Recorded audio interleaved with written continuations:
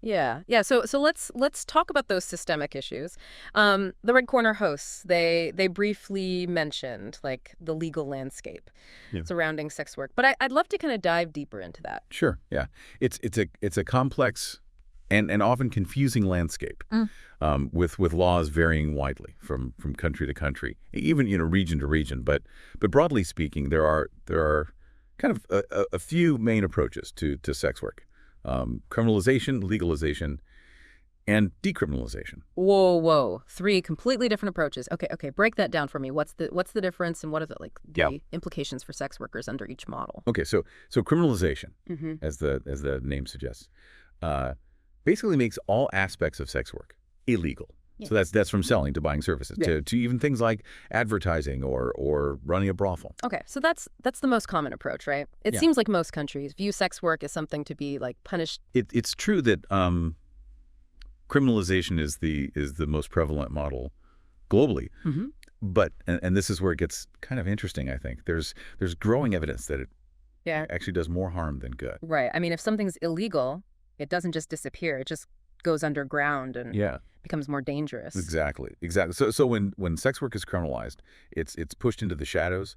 It makes it much harder for sex workers to access healthcare, to report violence, Mm-hmm. or to advocate for their rights. And it also creates this environment that's ripe for exploitation by traffickers and abusive clients. Yeah. Because sex workers are afraid to go to the police for help. Yeah, it's like this vicious cycle. The very laws intended to protect people end up making them more vulnerable. Absolutely. And that's why, many advocates are pushing for alternative models like legalization or decriminalization. Right, so what do those models look like in practice? And what are the arguments for and against them? Okay, so let's start with legalization.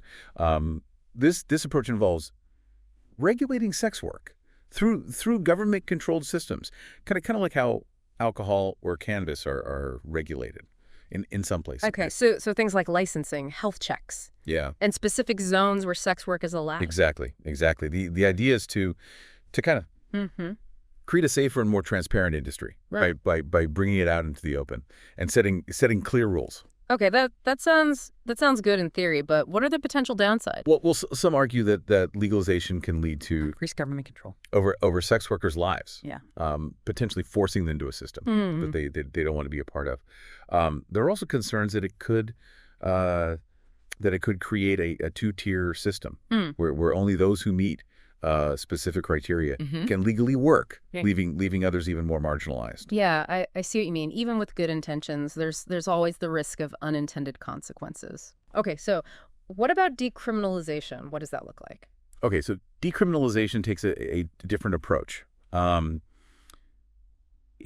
It removes criminal penalties for those who engage in sex work. So it essentially treats it like any other form of labor. Okay, so no more arrests or fines. Yes, For selling or buying services. exactly. So decriminalization aims to reduce harm by empowering sex workers to report violence, to access healthcare, and to organize for better working conditions. So it really shifts the focus from punishment to support and harm reduction. Wow, that sounds pretty radical. Like a huge shift in how we view sex work. It is a significant shift, but many advocates argue that it's the most ethical and effective way Right. to protect sex workers' rights and well-being. Okay, so I'm guessing there are arguments against decriminalization too, Right. like people who think that it would encourage or normalize the sex industry.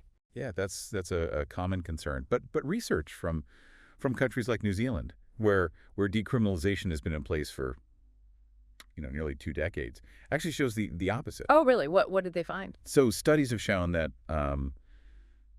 decriminalization hasn't led to an increase in sex work or trafficking. In fact, it's made it easier for sex workers to report exploitation and violence to the police, which has led to a safer working environment. Wow, that's pretty compelling evidence. It makes you wonder why there's still so much resistance to decriminalization in other parts of the world. Well, part of it is rooted in deeply ingrained moral and cultural beliefs Right.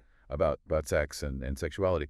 But there's also a lot of misinformation and fear mongering, often spread by groups who who oppose sex work Mm-hmm. on moral or religious grounds. Okay, so it's a complex issue with no easy answers, but it's clear that the current approach of criminalization isn't working. Yeah, I think that's a fair assessment. Okay, so we've covered the legal landscape and the different approaches to regulating sex work. But what about other systemic issues that contribute to stigma? What else needs to change? Well, one area that often gets overlooked is healthcare.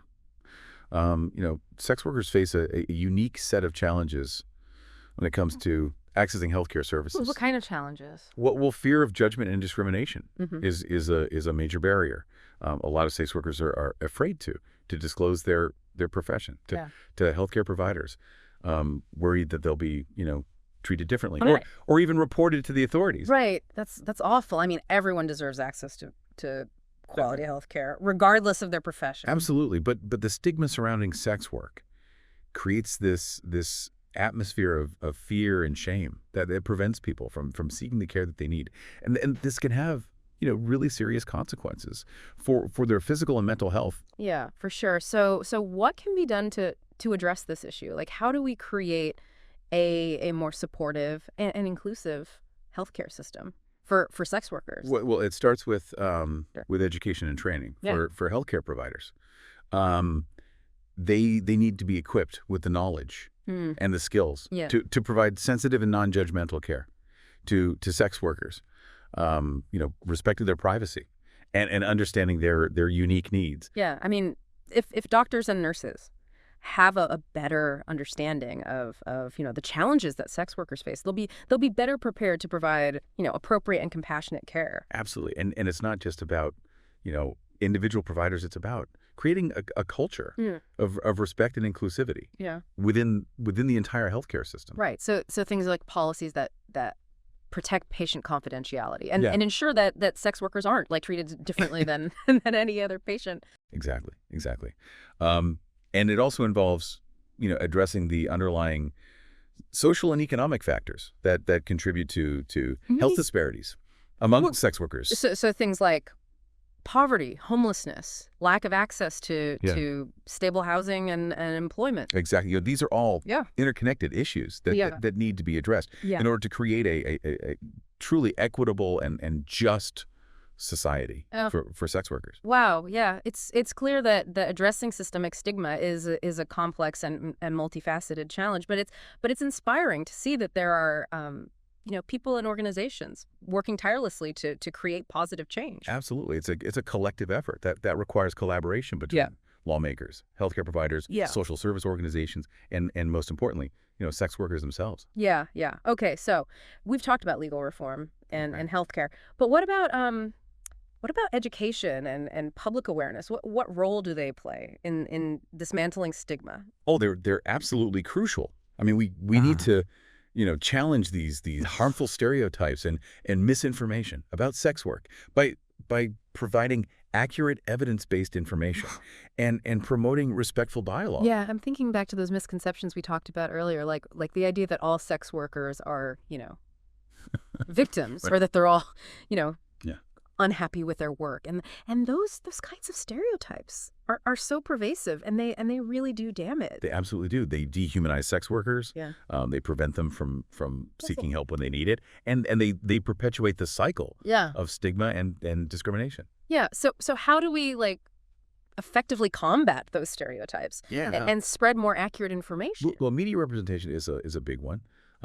We need to see more nuanced and realistic portrayals of sex workers in movies and in TV shows, and in news articles. Instead of just focusing on the sensationalized or exploitative aspects of the industry, we need to showcase the diversity of experiences and the humanity of the individuals involved. Exactly, and it's not just about entertainment media. It's also about how we talk about sex work in our everyday conversations. We need to be mindful of the language we use and challenge harmful stereotypes whenever we encounter them. Right. So calling out a friend who makes a joke that perpetuates a harmful stereotype, or correcting someone who's spreading misinformation. Exactly. And I know it can. feel uncomfortable to speak up, especially if it's someone you're close to. But remember, silence is often interpreted as agreement. Right. Right. So by speaking up, even in small ways, we can contribute to a shift in public perception and create a more understanding and accepting environment for sex workers. Absolutely. It's about, planting those seeds of change, one conversation at a time. Yeah, I love that. Okay, so